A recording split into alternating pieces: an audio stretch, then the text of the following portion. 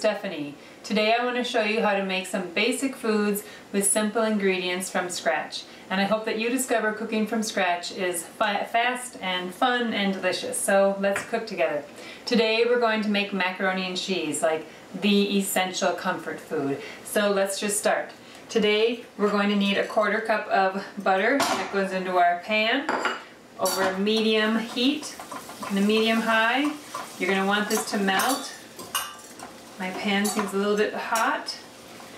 Butter has just a little bit of water in it, so when you're making a roux that we're going to do, you want it to cook down just a little bit to get rid of any extra water that's in your butter. So we're going to wait just a minute for my butter to melt. My butter is almost all melted, so once it's all melted the way it has here, I don't have any lumps left. I'm going to let it cook for another 15 to 30 seconds to kind of evaporate any of the water that is remaining in my butter. And then I'm going to add equal amounts of flour, so another 1/4 cup. Because I had a 1/4 cup of butter, 1/4 cup of flour. That goes into my butter, and then when I combine butter and flour, that makes a roux, and that is basically the basis of any white sauce, because we're basically making a white sauce and we're going to add cheese, and that will make a cheese sauce. So I think that's been enough time. I'm going to dump this in. It's really important you stir this nice so that you don't have any lumps in your flour. It's not very difficult to stir, so it's okay. You want to cook this so it's nice and bubbly for about a minute. And this is what's called the roux, and it becomes the basis and the thickener for your sauce. So I'm going to get my milk ready. We're going to add 3 cups of milk to our roux. I'm going to grab my extra flour here. And I use whole milk in all my cooking. 2% would probably work just fine. I have no idea if skim or 1% would work as well. You maybe just want to do 2.5 cups because it doesn't have as much fat, so it has a little more liquid to deal with. My roux is very golden and bubbly, and that's perfect. Now, to make sure I don't get any lumps in my sauce, I'm not going to dump 2 cups right in at once. I'm going to do kind of 1/2 cup and stir, and then 1/2 cup and stir, and just kind of gradually add it so that I can make sure I get my roux mixture all smoothed out before I add more milk. And the other thing about not getting a lumpy sauce is you want your liquid, whatever it may be, to be cold. You want a cold liquid when you're adding it to your hot roux. So that was 2 cups. I'm going to do 3 cups, and then this will make a nice amount of cheese sauce. At this point I can add pretty much my last cup without having to worry about getting lumpy stuff. So macaroni and cheese is like the essential box item, isn't it? Like everybody buys mac and cheese in a box, but you really don't have to. It's very simple. It takes about 20 minutes. So on my stove I've got my water boiling and it's going, so I better add my pasta. I'm only doing 2 cups of what is this? Macaroni, 2 cups of macaroni, because I don't want to make a whole bunch of macaroni and cheese today. I don't need very much. So I'm going to dump this in and get that boiling.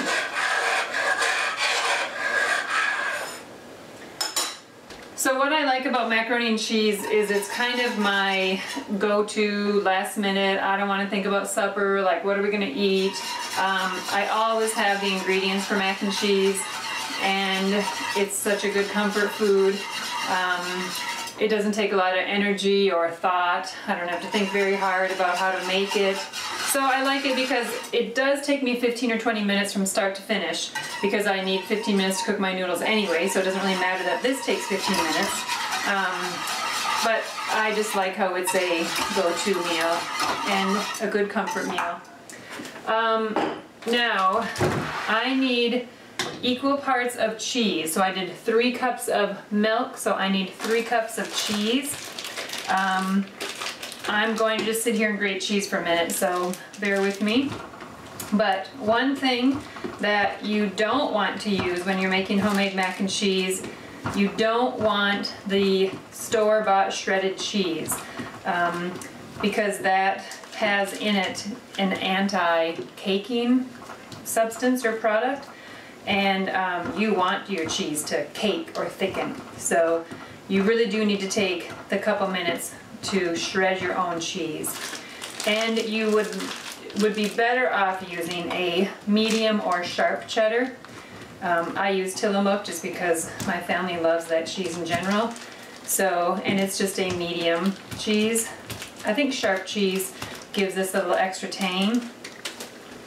So let's see, that looks like about 3 cups. When you're making your white sauce like this, you don't have to stir it constantly, but you certainly can't walk away and, I don't know, go do something else. You can grate cheese for a minute or 2, but you really do need to be on your sauce, stirring like every minute, just like you're supposed to stir your noodles every couple minutes.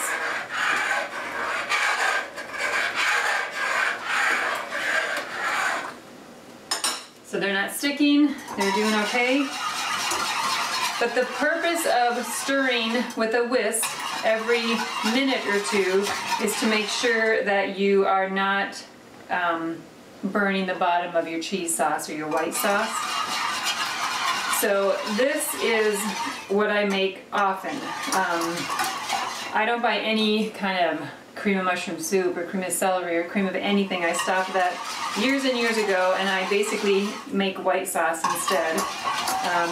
You can also do a white sauce out of your, in your saute pan if you're making burger, or if you're sauteing onions or anything. You just add flour to your meat or your onions, and then you add your milk to that, and the grease from your onions and your oil from that, or your burger meat, your burger fat, with the flour makes the roux, and then your milk, or I suppose chicken broth, will make your thickener. I'll probably do a show on that later, but this will make a white sauce, and this does take some time, so we're just going to give it some time to thicken and cook. My white sauce is getting thicker.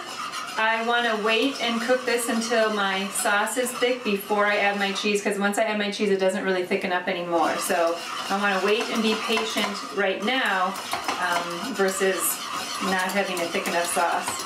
And this isn't going to be like pudding thick. I mean, this is just a thick sauce, I mean a thick liquid, I guess, not truly a pudding thickness. But that's okay. Cheese sauce doesn't have to be like pudding. It's not really supposed to be. Okay, let me check my pasta again. It should almost be done.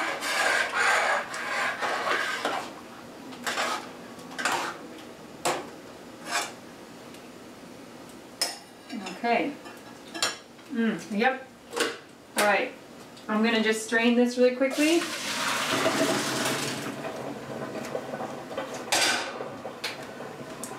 So when I'm making macaroni and cheese, I drain my pasta, but I don't rinse it because I don't want all that good sticky starch water to be taken away from my noodles. And I have seen a lot of homemade mac and cheese made where you boil your pasta in the milk and then you basically add cheese right to it and you're like done. But that always seems to get really gloppy, like in 10 minutes or something. It just doesn't seem to, it doesn't stay a nice sauce the way this cream sauce or cheesy sauce really does. So I think it's worth the extra step to cook them separately. Plus, like today, I'm making 3 cups of milk worth of cheese sauce, and I don't want to make that much macaroni and cheese, so now I get to have a bunch of leftover cheese sauce, which I love to have in my refrigerator. I use it on a bazillion things. I use it on potatoes and vegetables. I use it for Mexican stuff. I put it into soup. You could put it over like burritos and make like cheese enchiladas.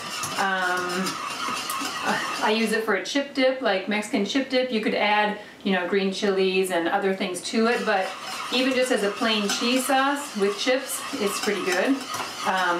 You can almost make like a cheese fondue out of this with bread and, you know, cooked meat and vegetables, whatever. What was the other thing I was just thinking of? Cheese fondue. I don't know, I can't remember. Okay, so this is pretty good and thick, but my little new stovetop hot plate is not quite as hot as my regular stove. So I want to wait just a minute because as soon as I add my cheese, we're pretty much ready to go. So it's only been, you know, 15 at the most minutes. Let me rinse this or kind of get the water off. Okay.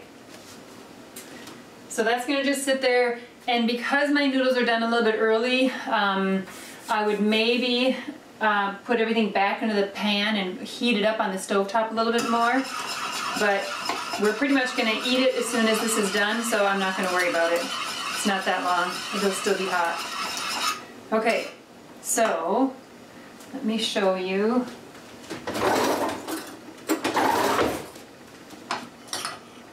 This is how thick it is. So again, it's a very kind of thin gravy, and that's just fine. That's what you're looking for.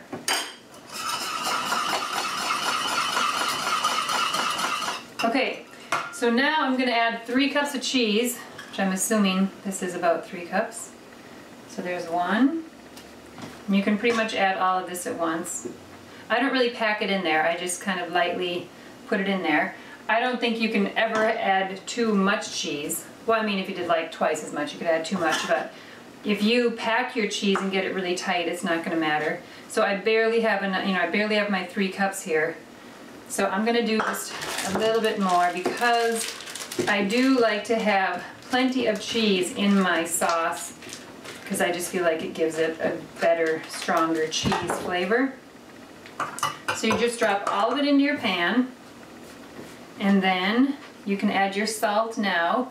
There's something about salt and butter and flour, and they don't really like each other or something, and so you're supposed to wait to the end. So I'm going to add a solid teaspoon. And then, I'm sure I'm going to need more. Because this is such a homemade food and it's not processed, it doesn't have nearly as much cheese as the box mix mac and cheese does. So, so here you're going for just a nice thick cheese. So I'm going to go ahead and add more salt even before I taste it because I know it's going to need it. So another good half a teaspoon. And again, while your family is just getting used to your homemade mac and cheese, go ahead and put plenty of salt in if you want to. Oh, some people put mustard, dried mustard in their mac and cheese. I have never ever done that. I don't even know what it tastes like, but you could do pepper. Just depends on what your family likes. So now I'm going to taste it and see if it's basically salty enough for me.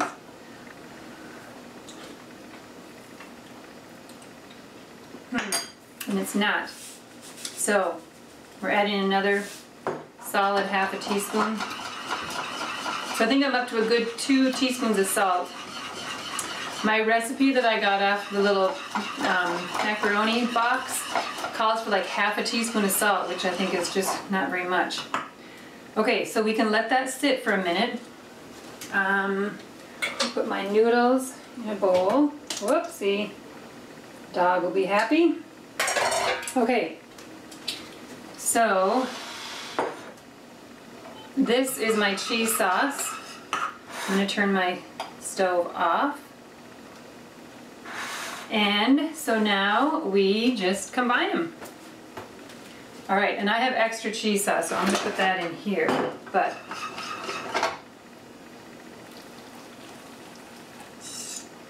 you want to pour that in.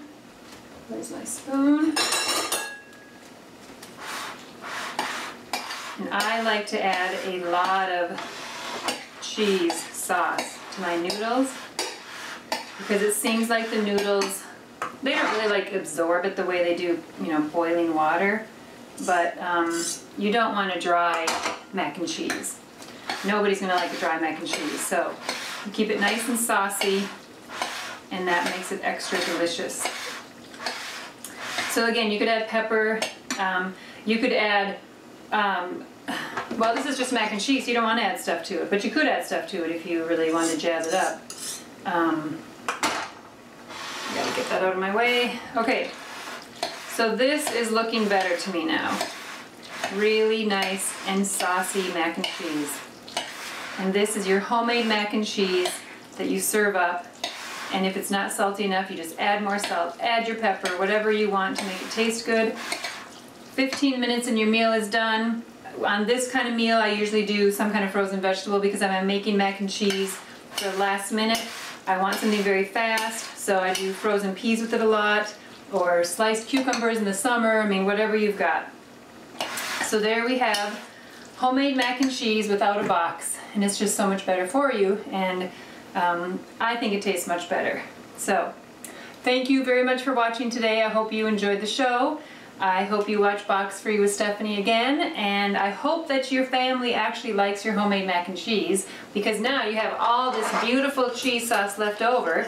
In fact, I'm going to pour it in my pan right now, and you can make all kinds of yummy things with that. It's really a handy thing to have in your fridge.